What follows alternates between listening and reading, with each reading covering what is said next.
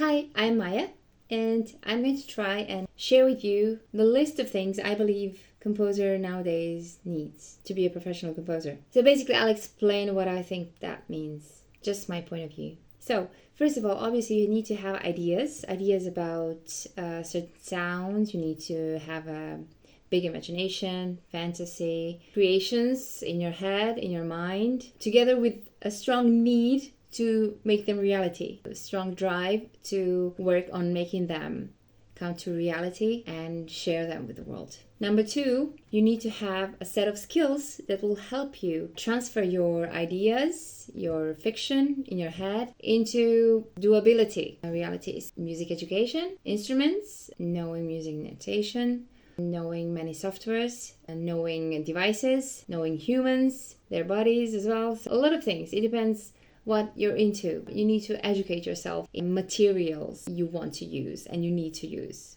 Number three, have another set of skills that will help you produce manuals for people to create your fantasies. Practice in creating whatever your instructions might be, as detailed as possible, as clear as possible, as efficient as possible for other people to use them to recreate your ideas.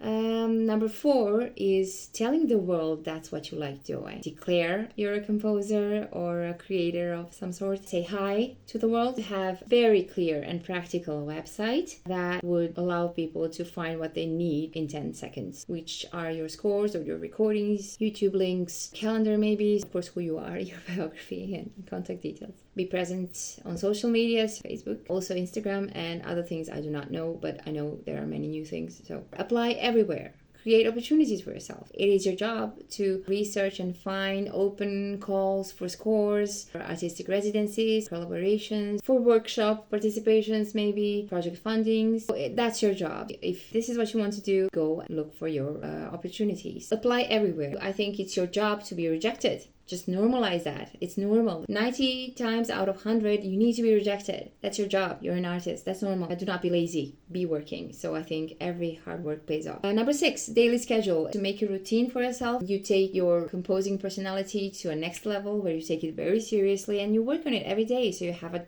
day job. You create a day job for yourself. Listening, researching, sketching your new ideas, to-do list, how to make those ideas come true, and then doing the scores. You really need to take it seriously if that's what you really want to do. Number seven, be as professional as possible in your conduct. Reply to emails as fast as you can, as professional as you can, and as polite as you can. Write very efficient, very clear emails.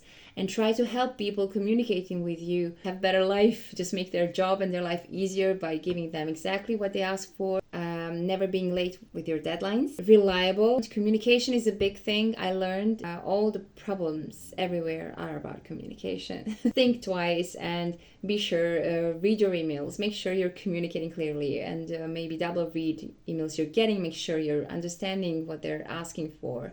So you don't have to go through 3 unnecessary emails. No surprises, especially not bad surprises.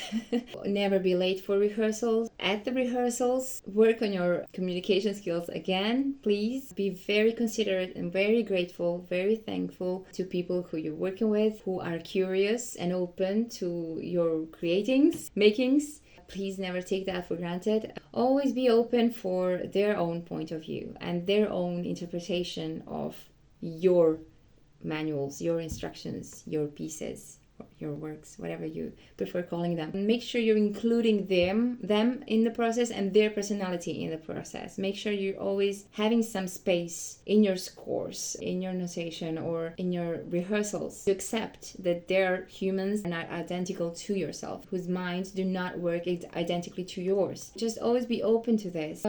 That's actually number 8, being a good human and a collaborator in collaborating with other people. At the end of the day, at the end of all the roles I have in my life, the one person I cannot escape from is myself and my own head. So at least I really try not to be a shitty one. Yeah, number 9, support your own. It's very important that you are a great friend, great support for your own peers, for all musicians who are into contemporary music, new music, experimental music, whatever we call it, and other composers especially. So you need to show support, you need to go to concerts, you need to be happy for them, you need to share opportunities you find with them as well, with the entire community. Do not be stingy. What goes around comes around. Rule for them. Discuss their music with them. Talk about their music with them. Talk about your music with them. Talk about upcoming projects, new ideas. I think it's absolutely necessary for art itself. Also, it's a good support group. It's a good mental support group, because being a composer is a very hypothetical activity for quite a long way down the road. It takes a while until it becomes alive, until it comes to life. First, you're living alone in your fantasy world, imagining it coming to life, and you're coming up with ideas how it could come to life. Then you decide on the materials that are going to be used. Then you have to decode this into instructions, scores, or whatever. And then after you do this, it goes to other people who have to use their own set of skills and education to decode your instructions, your music score, or whatever you use.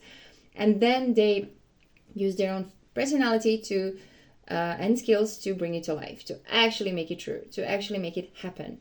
So along the way, it's very lonesome activity, insecure activity, because it's never 100% happening exactly, until it's happening. You need support. You need to know it's normal that you're imagining things along the way for a long time.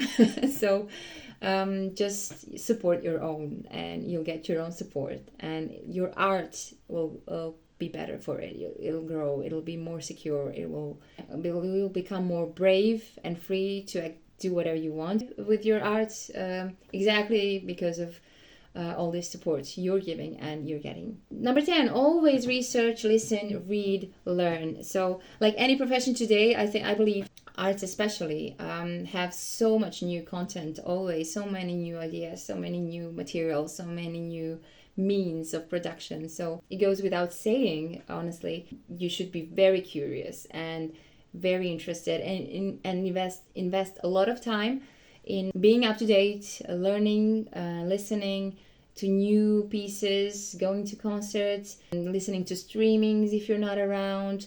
There are at least 4 regular weekly radio shows on contemporary music only that you can listen to online from anywhere in the world. It's part of your job again. It's one of the things you have to do if you're, I believe, if you're a modern day composer. You have to know what's happening. You have to be interested. It should go without saying, but I learned it needs to be said. Number 11, combine with other professions. Normalize that. It's normal. I know only 2 or 3 composers who are just composers in their lives. All of the others are having other professions, at least 2 or 3 other professions.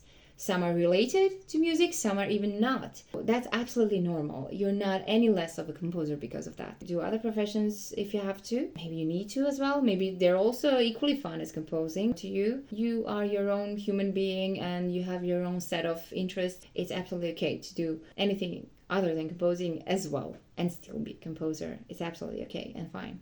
Although I would love to just be a composer, I never managed to be so. At the moment, I'm also teaching. I'm a professor at the Faculty of Music. I'm a student. I'm doing a second PhD. I also have a group of humans around me that I'm responsible for some part of the quality of their life. So all of these people have me in their lives as well, and I have them. So weekly, some time has to be devoted to them as well. Just life, and that's normal. That's okay. Which means that, for instance, my schedule might be different than many others. Maybe I don't compose every day. I quite often crash by the end of the day by 10 or 11. Then I have alarm clock going off at 2:30 or 3 in the morning. Then I wake up, have a coffee, and everyone else is sleeping and thinking I do not exist. And then I feel free to just open my laptop, get my MIDI controller and work on my new projects and new pieces for as long as I can stay awake. 5, sometimes 7 a.m. That's just how I work. That's where I find a window to work freely and create and compose. Sometimes I manage to evacuate for a couple of days from other roles in my life. But then another couple of days I have to pause and put composing on standby and just work on my lectures and presentations for students. Or I have to learn more Arduino for the next semester. I work in these blocks of roles And that's my normal, but everyone else can have completely different and their own very normal. You only know what works for you and what helps you get into this working mode. So observe yourself and see what works for you, what helps you. Maybe you need to have everything clean and get all these distractions away so you can think about composing, or we are all very different. Make that your routine as well.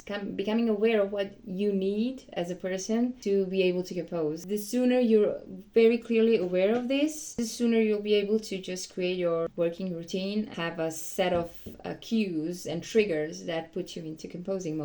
Number 12, but a very important one, know your why, your huge, ultimate why. Why are you doing this? Why are you composing? What is the most important thing for you? What is the value of this for you? It's all about you, really, when you're doing something like this. Because everything else might not come through, even when there's commission, even when there's a date of the performance, there's rarely 100% guarantee for anything. So know why you're composing for yourself. For me, I'm composing because I get to completely imagine whatever I want and fantasize about whatever I want with sounds and performance and everything else. That's the most important thing to me. I feel like a 4-year-old in a sandbox, and no one gets to come in, so it's just for me, and I play and I make what I want at the moment, and for whatever the reason could be, and I'm discovering something, I'm going astray in places I've never been before, and those are the things that keep me awake at night and help me continue working on projects and help me go through tedious process of writing a score and editing a score, which I wouldn't be able to do unless I really like the idea, and then I somehow remain persistent and go through with the score as well. I'm the happiest when I creating my fantasies, being free with them. And that's the most important thing for me. That moment when I'm imagining this coming to life and making it real, building it and working on it. And then everything else that happens, the score, the reading of the score, the performance in the end, it's wonderful. That's very nice. It's great.